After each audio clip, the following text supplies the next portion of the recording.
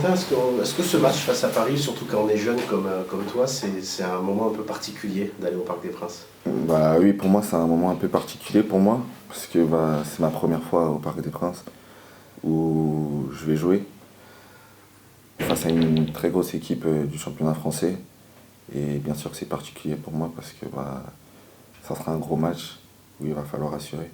Vous l'avez préparé différemment cette semaine ou tu as senti que vous l'avez préparé différemment ou pas forcément? Non, pas forcément. On a fait comme les précédents matchs, c'est-à-dire une semaine normale avec de la vidéo. On a vu comment ils jouaient, comment ils défendaient.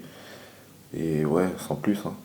Quand on aborde ce genre de match, est-ce qu'on se dit que ça va être difficile, c'est une évidence, mais est-ce qu'on arrive quand même à s'imaginer qu'on a quand même une petite chance, même si c'est au Parc, même si c'est Paris, même s'ils sont durs à jouer, est-ce qu'on y va clairement aussi pour gagner On joue pour gagner, donc forcément qu'on va aller là-bas pour gagner.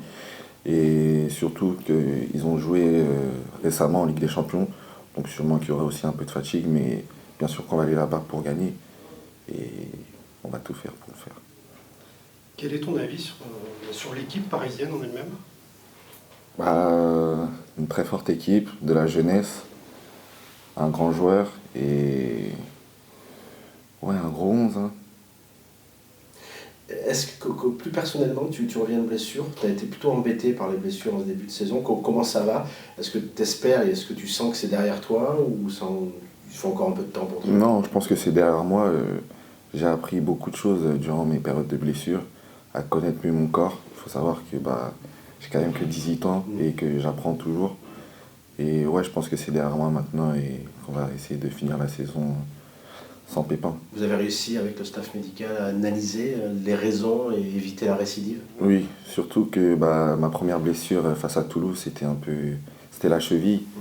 C'était ma première grosse blessure et c'était un peu difficile pour moi de la gérer parce que du fait que j'avais vu plusieurs avis, j'avais pris plusieurs avis, pardon, et il y avait une personne qui disait qu'il fallait opérer et une autre qu'il fallait pas. Du coup, c'était un peu compliqué pour moi, mais voilà, maintenant c'est derrière moi et on va terminer la saison forte. Du coup, comment tu juges ton début de saison, un peu saccadé du coup? Je pense que, hormis les blessures, sur les entrées ou sur les matchs que j'ai pu faire, je pense que je peux être satisfait de moi, même s'il y a toujours des choses à améliorer. C'est quoi justement les axes de progression? La communication, surtout à mon poste, j'ai besoin de beaucoup parler parce que je vois le jeu face, pardon. Et après le reste, ça va venir. Tu parles de ton poste, Valentin. On t'a vu rentrer aussi en arrière droit assez souvent. Est-ce que c'est dépanné pour toi? Tu préfères plutôt le milieu? Comment tu gères ça? Non, pour moi, c'est dépanné. Pour l'instant, pour moi, c'est dépanné. Mon poste de prédiction, c'est milieu de terrain, 6 ou 8. Et vraiment, c'est un poste juste pour dépanner. Tu avais déjà touché à ce poste-là avant que lui te mette ou... Oui, en réserve. Aussi en équipe de France U17, j'avais déjà joué à ce poste. Est-ce qu'on t'a fait sentir ou est-ce que tu as senti que le départ d'Azor à Rennes pouvait un peu rebattre les cartes pour toi et qu'il y avait peut-être une place à prendre et s'installer? Pas forcément sur cette fin de saison, mais sur l'avenir aussi. Oui, sur l'avenir. Après, moi, même si Azor était là, j'avais toujours cette idée de vouloir jouer les matchs, qu'il soit là ou pas là. Est-ce que tu penses que vous avez des caractéristiques assez proches tous les deux? Ou pas forcément? Oui et non. Azor, il a ses qualités propres à lui, comme moi j'ai mes qualités propres à moi. Et à notre poste, ouais, on est un peu différents, je trouve.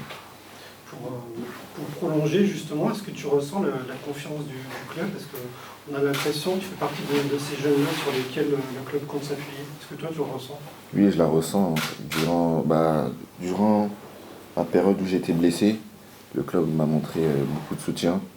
Et c'est là où vraiment j'ai vu qu'il comptait énormément sur moi. Je crois que tu es un enfant du club en plus toi. Le fait d'être passé pro dans ton club, on peut dire, c'est une forme d'aboutissement pour toi? Oui. C'est une forme d'aboutissement parce que j'ai commencé à la Neuvillette ici, en U11. Ensuite, je suis venu au stade de Reims et jusqu'à maintenant, je suis là.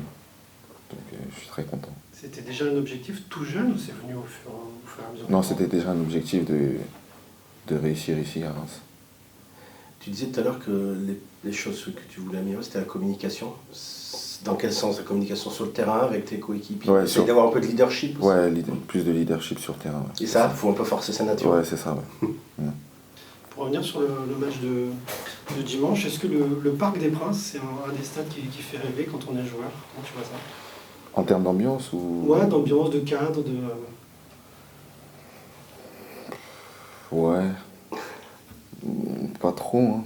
Franchement, pas trop. Pas particulièrement. Ouais, pas Il y a particulièrement. d'autres stades qui t'impressionnent plus? Ouais, moi, Liverpool. Ouais, moi, ça m'impressionne, Liverpool. L'ambiance. Le club vit une situation un peu particulière. Là, vous alternez un petit peu les bons résultats, les résultats moins bons. Qu'est-ce qui manque en ce moment pour qu'il y ait davantage de régularité? Bah, je pense essayer d'avoir une bonne série déjà, de retrouver une bonne dynamique. Et je pense que derrière, ça va aller. Là, c'est vrai qu'on est un peu dans un ventre mou, mais il reste encore 10 ou 11 matchs et on va tout faire pour les gagner. Du moins, essayer de retrouver une bonne dynamique. Le club parle d'objectifs de top 9, de première partie de tableau. Est-ce que vous, les joueurs, vous voudriez un petit peu plus? Ouais, c'est sûr que nous, les joueurs, on est ambitieux. Après, comme au début de saison, on s'était dit que c'était top 9. C'était ça l'objectif, mais nous, les joueurs, on est ambitieux. Et comme je l'ai dit, il reste 10 ou 11 matchs. Et sur les 10 ou 11 matchs, on va essayer de tout donner pour essayer d'accrocher le haut de tableau. Tu le disais, tu es un jeune joueur. Est-ce qu'il y a des joueurs en particulier qui te conseillent dans l'effectif, dont tu es le plus proche, ou toi-même tu vas demander des conseils? Oui, moi je parle beaucoup avec Younis, avec Teddy, Benjamin aussi qui vient d'arriver, avec son expérience, il me parle beaucoup, Marshall, ouais, ces quatre-là. Après, Comment tu te considères? C'est que si on parle de Marshall, on te présente un peu comme un joueur box-to-box. Toi, tu te présenterais plutôt comment? par rapport à Marshall ou Non, de manière générale, euh, dans ton style. dans mon style, ouais, box-to-box aussi. Techniquement, ça va, je trouve. Dans les duels, je suis fort dans les duels. Je suis... comment je peux dire ça? Vif. Je suis vif et ouais, j'ai beaucoup de capacités, je pense, de qualité. Qu'est-ce qui t'apporte les joueurs comme tu as parlé tout à l'heure de Benjamin, Teddy, Younis qui ont beaucoup d'expérience? Qu'est-ce qui t'apporte dans ton jeu? Les discussions que vous pouvez avoir? Sur mon placement, sur mes orientations de corps, sur le leadership, plus parler parce que devant moi c'est la ligne des attaquants et c'est là où ils m'apportent beaucoup. Tu te prépares déjà à prendre ce poste de leadership? Parce que c'est que le club compte beaucoup sur toi à ce poste-là. Est-ce que c'est quelque chose que tu as envie d'endosser, ce leadership? Oui, c'est quelque chose où je pense qu'il faut vraiment que je travaille là-dessus. Max Buzy est toujours blessé, Joseph est toujours blessé, Yaya Fofana, Kylian Prouchet, Faloufal, Noah Sangui et Adama Bojang vont jouer en Pro 2. Et le groupe pour aller à Paris, Abdelhamid, Agbadou, De Smet, Akieme, Fouquet, Skoudou, Atangana, Richardson, Thomas, Mounetsi, Stambouli, Kone, Nakamura, Ito, Diakon, Kadra, Darami, Diakité, et puis les 3 gardiens. Donc en fait, sort Prouchet et rentre Fouque. Affirmatif. Voilà. Et Kone qui revient de blessure aussi. Est-ce que ce match se prépare différemment de fait, par rapport au prestige de l'adversaire ou pas forcément? Non. Pas du tout. Non. On a préparé le match comme tous les matchs et on va essayer d'aller le gagner.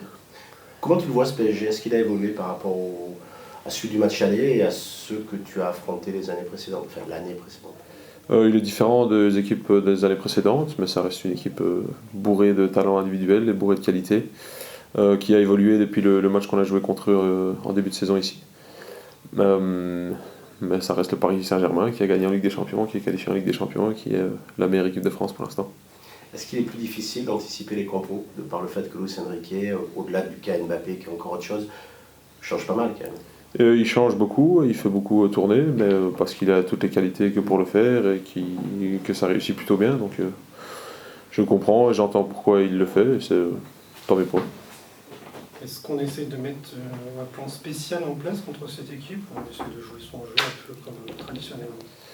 Tu t'adaptes forcément un tout petit peu aux qualités qu'ils ont, mais tu veux pas non plus changer du tout au tout. On connaît toutes les qualités individuelles qu'ils peuvent avoir, mais collectivement aussi, il y a une certaine identité de jeu qui est très claire et qui est assez imposante. Donc on va pas aller là-bas et s'écraser, on va aller là-bas pour jouer, on va essayer de faire les choses pour un mieux et essayer de donner la plus belle image du Stade de Reims. Tu sens chez les joueurs, peut-être notamment les plus jeunes, qu'il y a un peu d'excitation dans la semaine d'entraînement ou ils prennent ça à un match comme un autre? Non, il n'y a pas d'excitation, il n'y a pas de stress, c'est un gros match, on le sait. C'est un très beau stade avec une belle ambiance, mais c'est un match qu'on a envie d'aborder de la meilleure des manières et de la façon la plus sobre possible. Et encore une fois, rendre quelque chose au parquage visiteur qui sera plein. Est-ce que vous pouvez vous appuyer sur vos dernières prestations contre eux? Bon, on se souvient évidemment du match nul de l'année dernière, mais même du match aller, parce que vous avez pris 3-0, mais vous avez rivalisé en fait dans le jeu. Si Gigi Donnarumma n'avait pas fait un match extraterrestre et Kylian Mbappé n'avait pas tapé un triplé, je pense qu'on aurait eu une carte à jouer, mais bon, la réalité du foot est ainsi faite. Est-ce qu'on peut s'en inspirer? Oui, parce que le contenu avait été correct. Mais au-delà de ça, il y a un bon laps de temps qui est passé entre-temps et notre équipe a changé, la leur un peu aussi, donc on prendra le scénario tel qu'il est au jour d'aujourd'hui. Qu'est-ce qu'il faut améliorer par rapport au dernier match notamment? Marquer des buts. Justement, le dernier match à froid, l'analyse reste la même. Il y a l'erreur individuelle, mais il y a beaucoup de choses quand même. Il n'y a pas que ça dans ce match. Ça vous a permis de... Comment vous l'avez analysé cette semaine collectivement? Comme une chose intéressante, dans le sens où Lille a quand même fort adapté son plan de jeu par rapport à ce que nous on fait. Donc si les équipes adverses commencent à adapter ce qu'ils font par rapport à nous, ça ne peut qu'être une chose positive. Maintenant, encore une fois, c'est nouveau pour nous et on doit s'adapter aux équipes qui s'adaptent à nous. Donc c'est intéressant. Je sais que c'est pas forcément hyper agréable pour l'œil neutre ou le supporter neutre à regarder. Mais ça fait partie d'un processus et pour l'instant on est toujours en train d'apprendre. Je trouve ça plutôt flatteur que Lille ne passe pas par l'axe du jeu une fois et essaie de passer côté et change quelques petites choses à ce qu'il faisait. Je sais que ça nous aide pas et ça nous rapporte pas de points, mais c'est une chose intéressante et je dis à nous de continuer d'apprendre, à nous d'arrêter de faire des erreurs et à nous de continuer d'essayer de prendre des points. Sauf erreur de ma part, au regard du planning, les joueurs ont eu 3 jours. Tu as senti qu'il y avait un besoin de souffler. Enfin, je ne veux pas que tu justifies ton choix, mais voilà, ça m'a un peu surpris à la lecture du planning. Il y avait besoin de souffler, des joueurs. C'est surtout parce que j'avais cours de licence pro et que j'étais pas là, donc j'ai dû adapter légèrement l'horaire. Mais je le dis, c'est pas question de prendre des congés ou de croire que j'en ai rien à foutre de l'équipe ou de dire que j'adapte mon programme à moi. Non, c'est parce que j'ai des cours à faire, j'ai des choses et des obligations à suivre, mais mon intérêt ou mon implication au sein du Stade de Reims n'a pas changé du tout. Bien au contraire, je sais, c'est pas toi qui l'as dit, c'est d'autres personnes. Ah d'accord. Mais je tiens à le rectifier quand même. Et mon implication ne changera absolument jamais. Les joueurs, surtout ceux qui ont été à la CAN et aux différentes coupes, n'avaient pas coupé depuis un petit moment. Et le fait de jouer samedi, dimanche, te permettait de les remettre à l'endroit, on va dire. Donc voilà la raison exacte. Un mot sur Valentin, qui était juste avant toi. Qu'est-ce que vous attendez de lui sur cette fin de saison et sur la prochaine? Et est-ce que le départ d'Azor rebat un peu les cartes? Et est-ce que vous l'avez fait sentir aussi qu'on attend peut-être un peu plus de lui pour cette raison aussi? J'attends de lui simplement qu'il puisse physiquement enchaîner. Parce que pour l'instant, cette saison-ci, il n'a pas su enchaîner physiquement, il n'a pas su enchaîner 2 matchs d'affilée. Je prends l'exemple des fois où il a été titulaire. À Monaco, il a pu jouer 45 minutes puis s'est reblessé. À Toulouse, pareil, il avait joué 55-60 minutes et s'est blessé après. Donc ça, c'est embêtant et ça te prive un peu d'une carte. Donc s'il est amené à jouer, on voudrait qu'il puisse enchaîner par la suite. Mais c'est aussi, si tu le fais commencer, combien de temps est-ce qu'il va tenir? C'est plus un état des lieux physique qu'on doit faire avec lui et l'amener à être le vrai professionnel ou le corps de professionnel qu'il a besoin pour enchaîner des matchs. Ces blessures, vous les avez analysées? C'est lié parce qu'il doit apprendre justement à être pro? Ou alors, C'est pas, non, c'est pas tant dans son implication en tant d'être pro, c'est juste le corps le connaître. qu'il a. Il a 18 ans, donc Ouais. son corps s'adapte au rythme et à l'intensité du monde pro et au fait d'enchaîner des matchs et à l'intensité des matchs qu'il joue.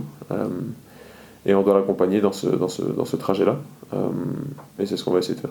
Est-ce que tu peux nous parler de ses caractéristiques de joueur? Beaucoup d'énergie, beaucoup d'intensité. Il a une grosse capacité de récupération.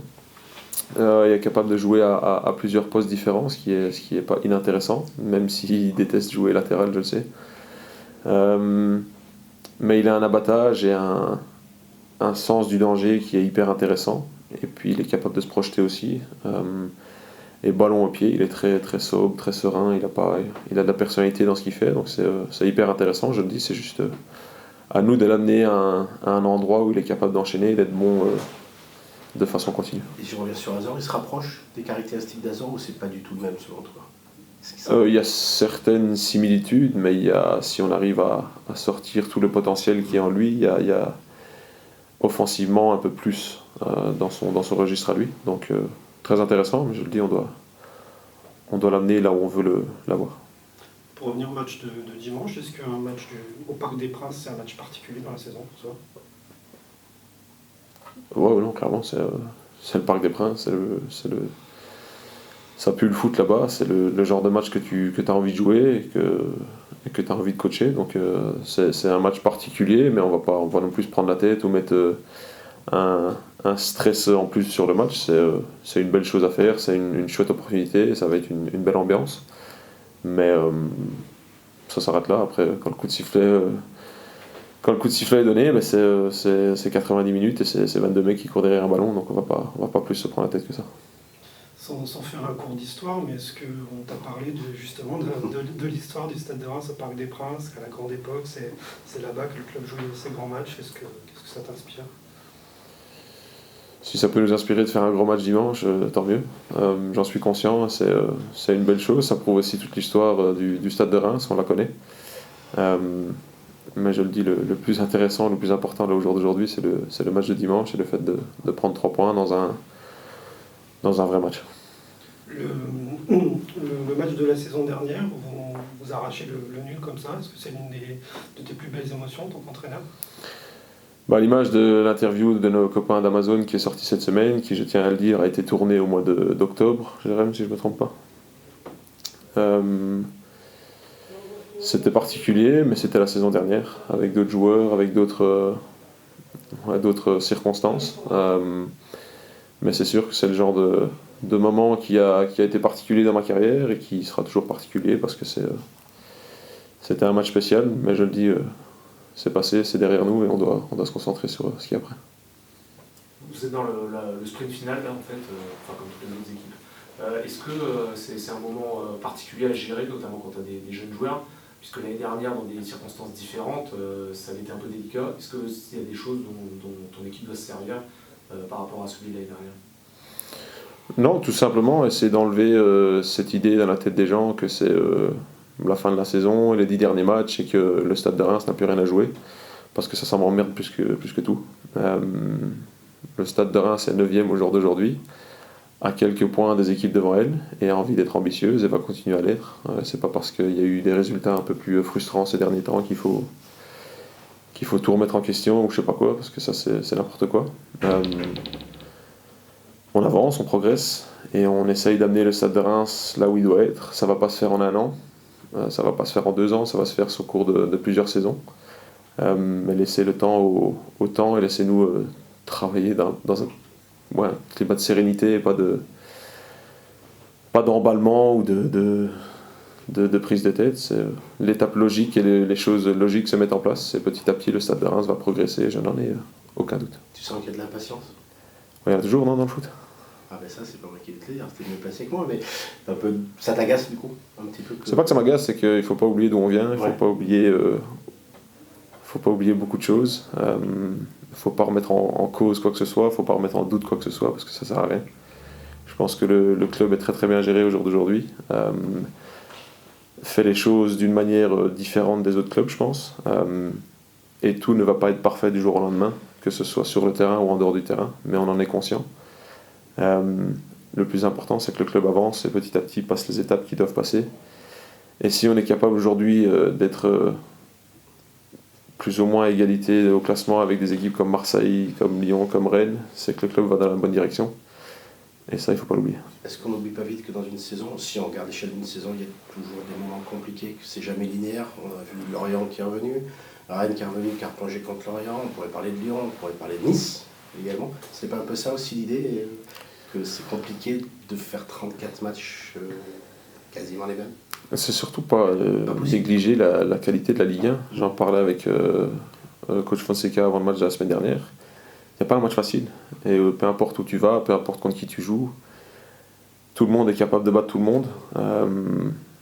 Et ça fait la beauté de la Ligue 1 cette saison. C'est chaud, c'est très très dur.